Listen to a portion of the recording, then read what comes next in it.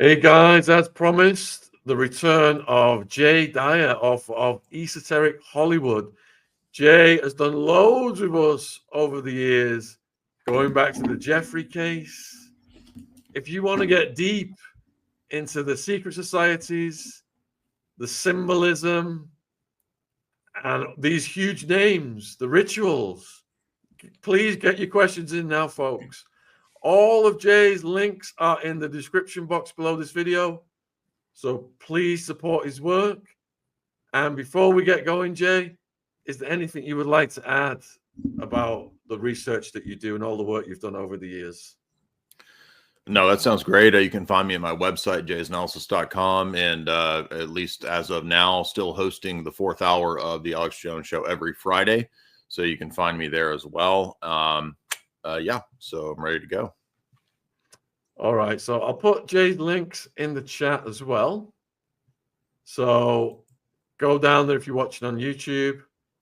And we have got, he's on X, he's on YouTube, Instagram, and the website. So there's 4 separate links down there. All right. So Jay, since we last spoke, much has happened. It's just like there's just stories breaking every single day on Diddy. And then in the last week, we saw Jay-Z enter the mix.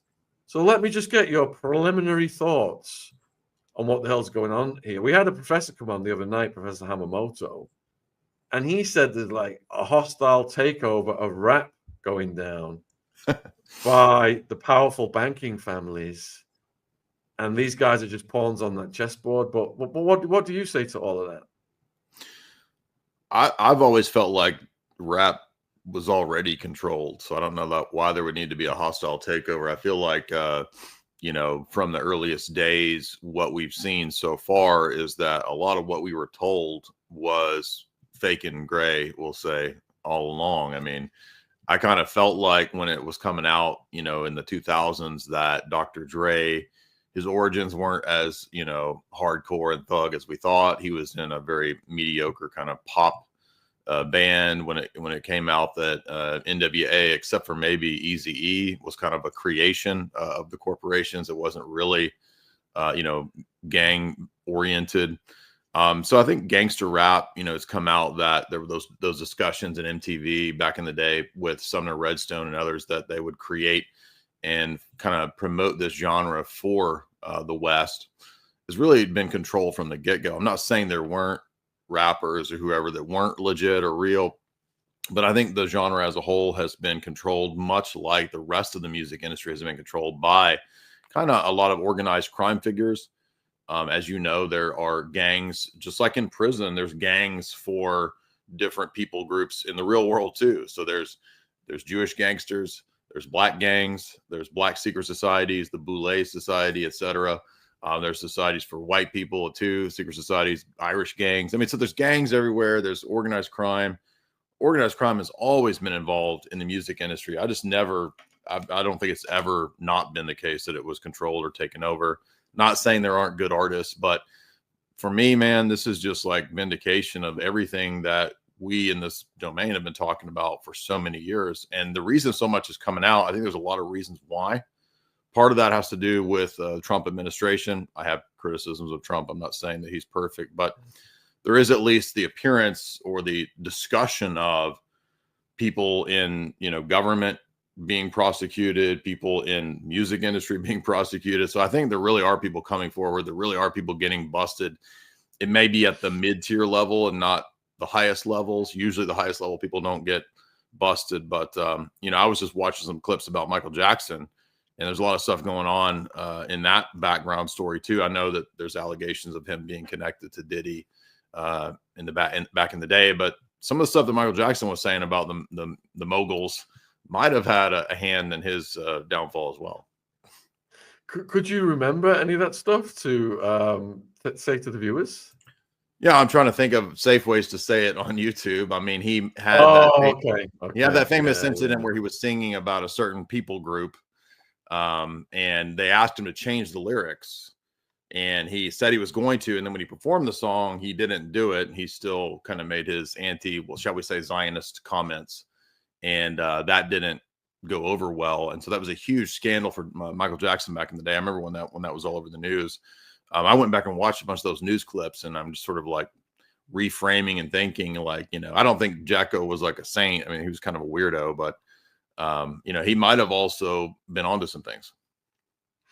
Yeah, it's like when these guys start to get too big for their boots and demand rights back. And yeah, exactly. we saw that with Diddy and Diageo, whereby they paid him $1 billion already, and he was suing them for racism.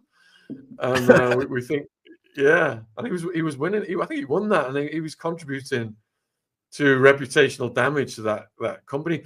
But talking about deals, we analyzed the Diddy deals, and they equaled X. We analyzed the Jay-Z deals, and they equaled Y, which was a multiple of X. Net worth $2.5 billion. NFL have come out and backed Jay-Z up, and it seems that Jay-Z's in a much bigger club, than Diddy was in, and that the club, it appears to me, have rallied around Jay-Z. They're trying to destroy Busby, the lawyer. They're trying to destroy Jane Doe, who's made this allegation. How do you think that will play out? Will the club be able to protect Jay-Z, or is this process that's underway going to continue, and maybe even more allegations will come out? It's a good question, because we know, like we're saying, there are people that are above the level of the stars that are usually untouchable. So you kind of have these handler figures in the background. You go all the way back to Elvis, and Colonel Tom was his handler in the background, kind of stealing from him, ripping him off, all this kind of stuff. The artists are always subservient to these handler figures, usually some kind of music mogul. Like I said, Jacko was always calling out Tommy Mottola and other characters. Prince, remember Prince had the same situation where Prince changed his name so that he could have control of some of the catalog, and then it wouldn't be controlled by the record companies. So, a lot of these figures are always in the background, kind of unknown. We know about Clive Davis in the case of Diddy. Jay-Z, though, I think you're right. There's something unique about his situation where he seems to have graduated above the artist arena into kind of the higher sphere, and he may be untouchable. I don't know. I know that one sign we always see when it's a lot of these characters is that the ones that reach that higher level, they usually signify their status by a lot of the symbolism that they use. And of course, Jay-Z was one of the first artists, if you go back in the early 2000s, around the time of a lot of this controversy, he was signifying his allegiance to Aleister Crowley, the famous Satanist of the last century, openly. He first wore, of any artist I'm aware of, at least in the rap sphere, was openly wearing a lot of Crowleyan gear, Crowleyan swag. When he was doing this symbol, a lot of people don't know that's actually a symbol that comes out of the rituals of the Golden Dawn. So it's the triangle of manifestation. And so, Jay-Z was always doing this for Hova and Rockefeller Records and all that. That was kind of his symbol, but it actually comes out of the rituals of the Golden Dawn and the Crowley Circle. So I think what I'm getting at is that if there's a symbolism sign that we could see about the Untouchables, usually it involves being part of some kind of secret society network like we're talking about. Yeah, I'm just looking at some of these pictures now and the symbolism there. But talking about symbolism then, Beyonce, what are your thoughts on Beyonce and her, relationship with Jay-Z, partners in crime, etc., allegedly? What do you think? With a lot of these pop girls that come out of the, it's like they have this early period where they're very innocent. We saw that with Britney Spears. We saw that with Katy Perry. Katy Perry used to be a, quote, Christian musical artist. So you have this radical transformation. We saw it with Miley Cyrus. Ironically, Miley Cyrus even had a TV show where she had like a double life in, Hannah Montana. So that might be telling us something. But a lot of the Disney stars came out of that genre of having a very innocent upbringing, and they suddenly turn into like total whores, basically, in the public sphere. I think there's a reason for that. I think that the handlers, the people in the background, kind of, in a way, pimp out their stars. They make them go through these humiliation rituals. We've talked about that in the past, but I would say the same thing is there with Beyonce. What we see with Beyonce is, she has an upbringing as a really, very quiet church girl. She wasn't that, you know, interested in seeking the limelight. She liked to dance, we're told, in her background.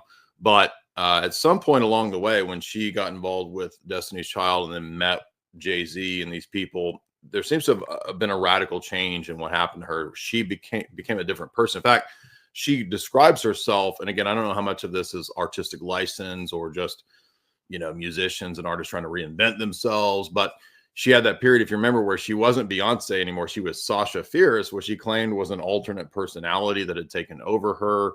Again, I don't know how real or just made up that is for marketing, but it could be the case that, you know, maybe there's a kind of a pimp handler relationship going on here. When she meets these people, her life drastically changes. But I think that it's, you know, the allegory that we hear about the selling your soul to the devil, I think it really relates more so to like these situations where if you want to get into these higher ranks, if you want to be in the $100 million, $1 billion category, a lot of times you've got to be willing to make your bones, so to speak. And that could be literal as well. A lot of people in these circles, as you know, we're dealing with billions of dollars here. We're dealing with lots and lots of money, fame, attention, a lot of deals. People end up dead around a lot of these people. And I don't think that that's accidental. It's not just organized crime. I think there's also elements of blackmail. So people need to be blackmailed before they can go up into the higher ranks to make sure that you're not going to rat on anybody. Because if you do, you go down too. So you're talking about people getting compromised then. Would you include Justin Bieber in that category, being put through some kind of ritual? It's looking like that's the case. I mean, I haven't followed Bieber closely. I watched all the stuff relating to the old clips of Diddy with Bieber that are very, very suspicious. And you got Crowley on the screen there. I mean, one of the things that Crowley talked about was, how can I put this? Dominating people from the backside, so shall we say, to make sure that they are subservient to the cult. We know that a lot of times people in that sphere talk about how, and I don't know what to believe about this, but they almost speak of it like it's not so much about the sexuality of it, but it's the humiliation shows the subservience, basically, that, you know, you're my bitch, so to speak. You're going to do what we want. And so if we tell you to do XYZ in a sexual way, you're going to do it because we own you, you know. And think back to that famous statement of Diddy back in the day when he was on that TV show. I think it was that VH1 reality show he had about, you know, his interns and, you know, can you be an intern for Diddy or whatever. And one of the interns said, hey, you know, I've been out trying to find some of the hottest talent out there, blah, blah, blah, blah. And Diddy said, stop. I don't want you finding talent. I want you finding people that are not talented that we can make into stars, because if they're not talented, we can control them all the more because they owe everything to us. People that are talented, they don't need us. They can go still be stars. So you want to find people that are not talented. And again, that's just the other component of this, is controlling them, especially in some kind of humiliating sexual way. I would not be surprised if they didn't do that or try that with Bieber. I don't know, obviously, but I mean, the way that Diddy acts with Bieber in all these clips is really weird. Yeah, it's really creepy. So you've got tons of questions coming in, Jay. And this one is from Labwu. If the likes of Diddy and Jay-Z go down, who are the others that will take their place? It's a good question. I mean, the moguls will still be there. I think you could argue Jay-Z is kind of a mogul. You know, I mean, he's like you're saying, Shaun, he's passed into that mogul category. But what I think we'd like to see is more of the mogul power structure go down. I mean, I think you start looking at who was super close to Jay-Z and Diddy throughout this last 20 plus years. I mean, we're talking J-Lo, we're talking Oprah, we're talking the Obamas. I mean, we're talking a huge portion of the, you know, Cuba Gooding Jr. people in Hollywood are very close to these people. A lot of other executives. So again, that doesn't necessarily mean they're all bad or guilty, but, you know, think about Oprah. You know, I think you could argue she covered up her close associations with the John of God cult, which was demonstrated to be a human trafficking, occult, you know, mind control operation, baby farming. All of that was going on with John of God. That just disappeared. She scrubbed all that as best she could. And I wouldn't be surprised. I mean, look, you know, like attracts like.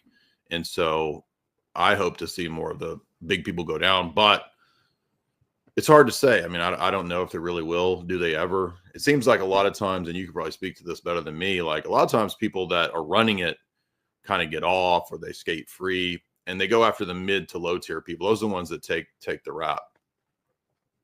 Question from Adam. How sketchy is Tommy Mottola? Well, I mean, if you believe all the stuff that, you know, Jacko says, they were really sketchy, just trying to rip him off.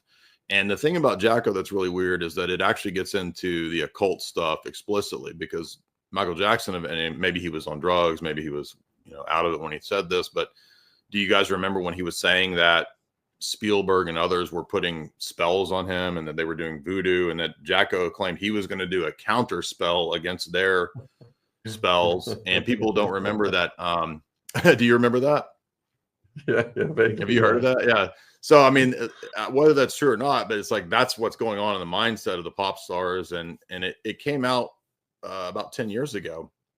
One of Michael Jackson's kids actually drew a bunch of occult symbols and posted it on Twitter and said, you know, here's what's really going on. It was kind of mysterious, but it was like, you know, it was like a Golden Dawn hexagram.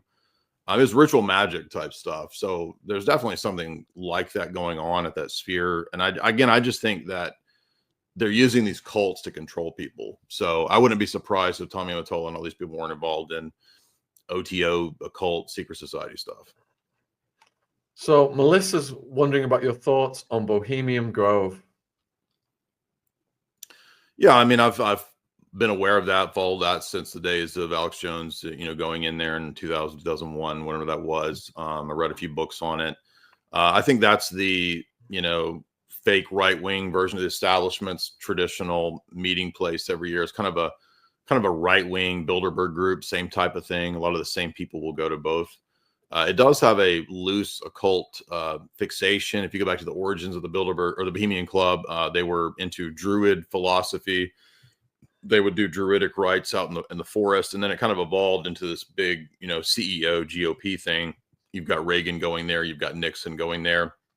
They came up with a Star Wars defense program at Bohemian Grove when Reagan was there back in the 80s or late 70s, early 80s. So I think it matters. It's important. You could look at Helmut Schmidt, who was the former chancellor of Germany. I bought his book because I remember Alex talking about this and I didn't believe it. But if you buy a Helmut Schmidt's book called Men in Powers, there's a section where he says, yes, I went to Bohemian Grove, and yes, we do the rituals there. And yes, it's all about, you know, controlling the world. And so, yeah, it's just one of the many elite, you know, soirees where they rumored to have, you know, shall we say, Skittles, rainbow stuff going on for the GOP. Next question. Is Spielberg part of this whole thing? That's from Lisa Thompson. Well, if you look at Whitney Webb's material, you know, she says that you've got this mega group, which is a really powerful group of, you know, Jewish and Israeli billionaires who are very interested in not just entertainment, but also influencing the political sphere. She makes a lot of connections between the mega group and, you know, some of the Jeff Stein McEffery stuff, shall we say. So I wouldn't be surprised if I don't think he's like a controller, but I think he's definitely interested in some degree of influencing American pop culture. Obviously, he's had a huge role in promoting, for example, the alien UFO mythology, which I think it's a big psyop. So I think Spielberg played a key role in promoting a lot of that ideology. So I would say if the mega group information is true, that's probably the case. So Sassy is asking, what documentaries would you recommend to learn about this topic?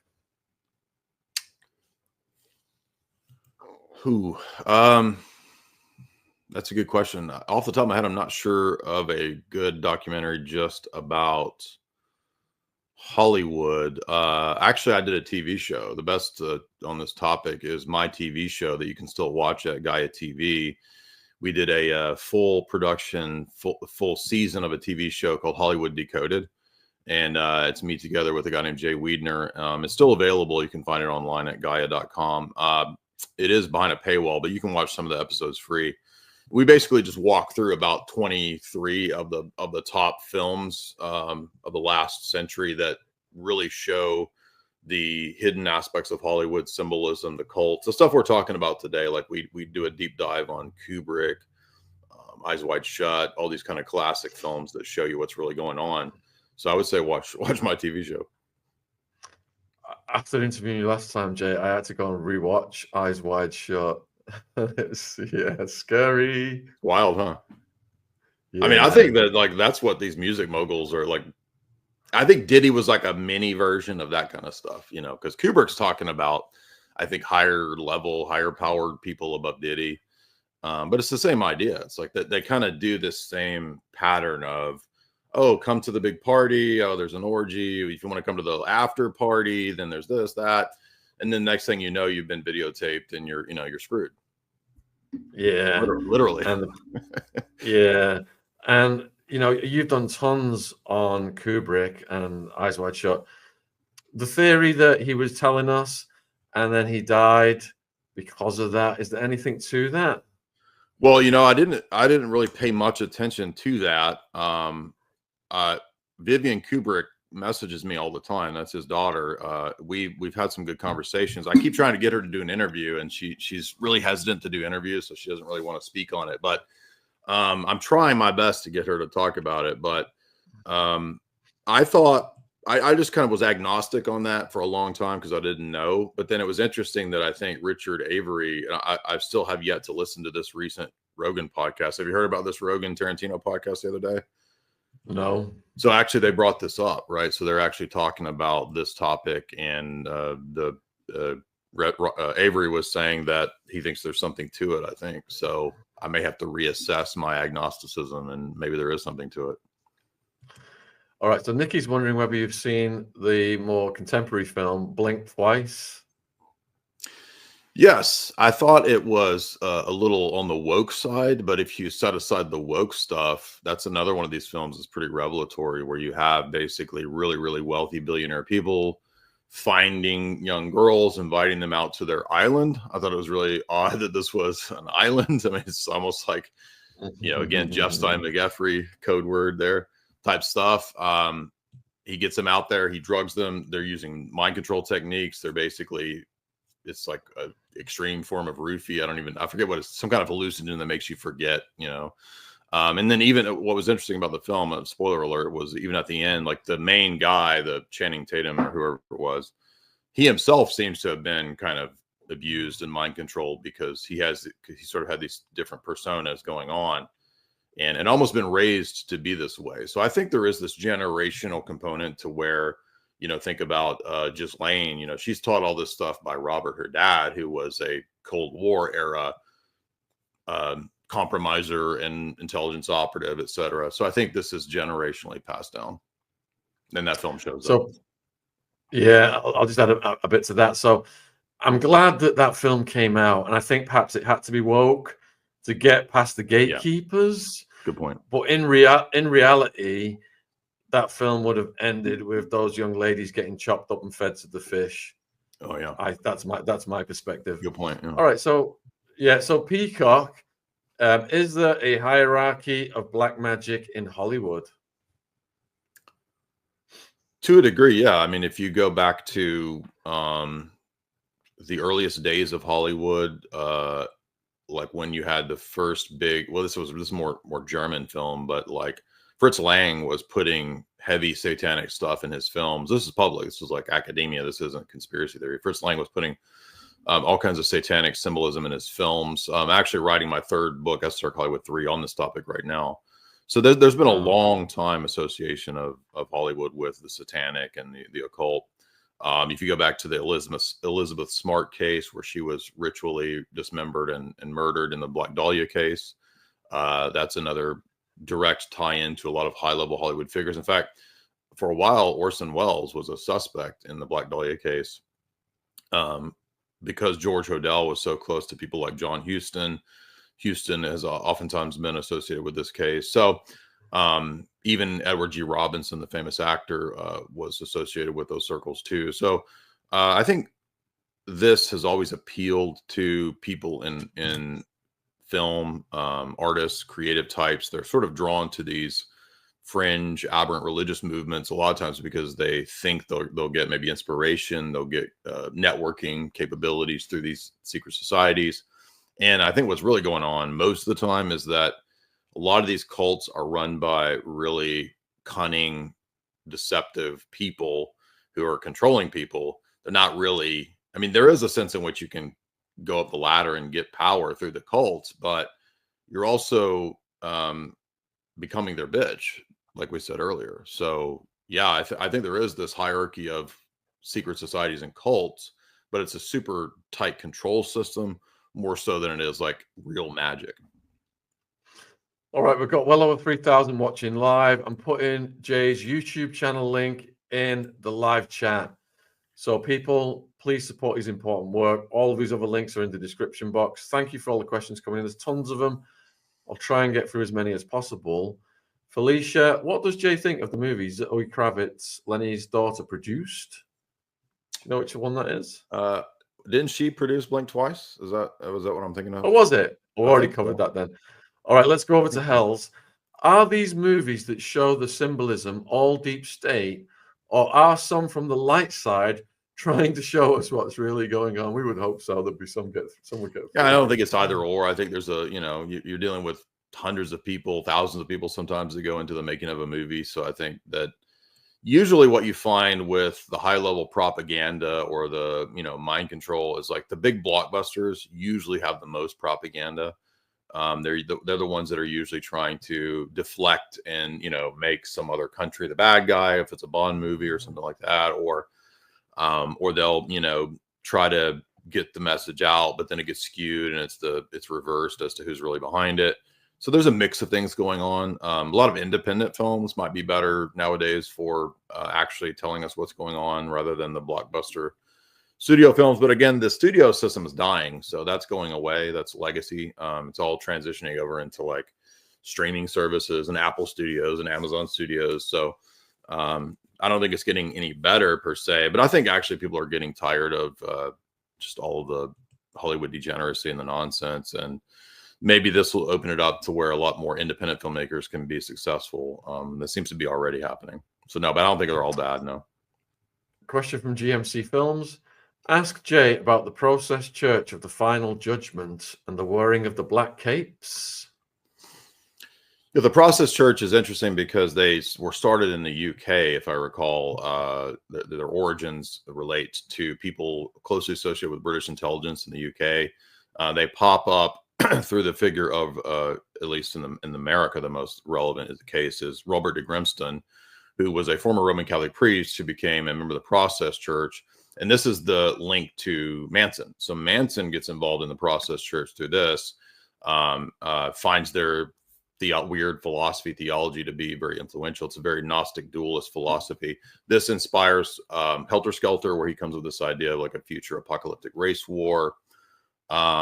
Nowadays, I think they still exist, but they've rebranded as some kind of animal rights thing, which is really weird. But if you go back to the Process Church magazine, what's the most fascinating about that is that when that was out in the 70s and 80s, they were publishing articles by Jimmy Savile.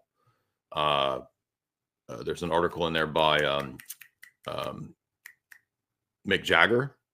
So I think Manson even contributed at one point or was on the cover of Process Church. So you start to notice like a lot of the figures that you might expect that are all kind of connected are all working through this front organization, which is really a mind control operation. And I think that suggests, as Tom O'Neill and others have pointed out in their books, that Manson's not just a random organic guy. He seems to have had some very clear MK Ultra type associations.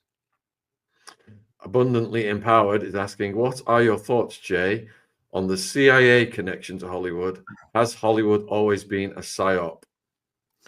Well, even before the existence of the CIA and before the OSS, and I actually wrote some chapters on this in my previous books, there's always been a close connection between military intelligence and filmmaking. The earliest films that were big blockbusters, like in the days of Howard Hughes, things like Hell's Angels, those were military intelligence propaganda war films.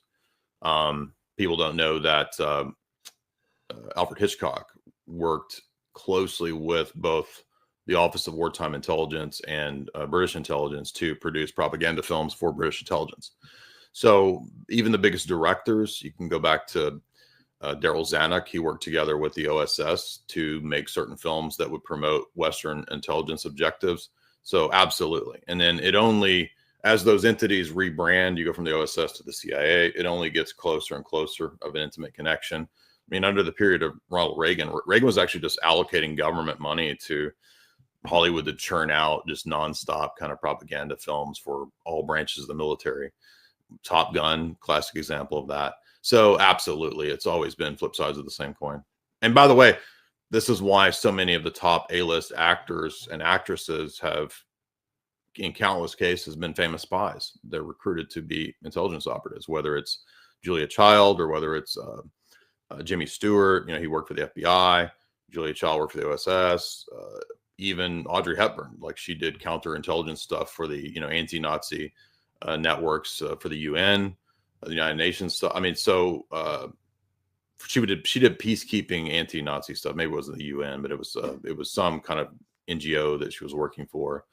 I mean, most of these actors, Marilyn Monroe had a Department of Defense badge, and she had access to all these like government places. I mean, so it's like it never ceases to amaze me, like how many of these actors and actresses have worked for intelligence. And by the way, I think you can look at people like Ben Affleck and people like that who almost kind of admit that they do. You know, he's like, oh yeah, of course, you know, we consult with the CIA to make movies like Argo. I mean, I think some of those people are actually just literally work for the CIA. And you're getting asked about MK Ultra, the Manson family, Sharon Tate. What are your thoughts there?